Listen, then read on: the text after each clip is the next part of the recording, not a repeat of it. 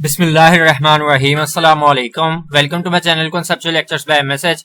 आज की इस वीडियो में हम देखेंगे कि यूनिवर्सिटी ऑफ सरगोदा ने अपनी एमएससी पार्ट 1 और पार्ट 2 की डेट शीट अनाउंस कर दी है। ये आपके सामने यूनिवर्सिटी ऑफ सरगोदा की वेबसाइट है।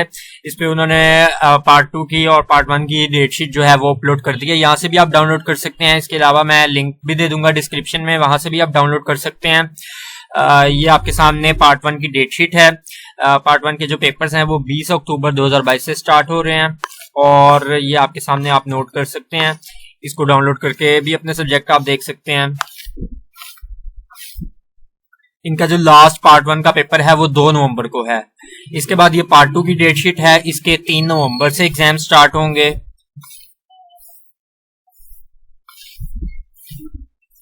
और इसका जो लास्ट पेपर है वो 11 नवंबर 2022 को है।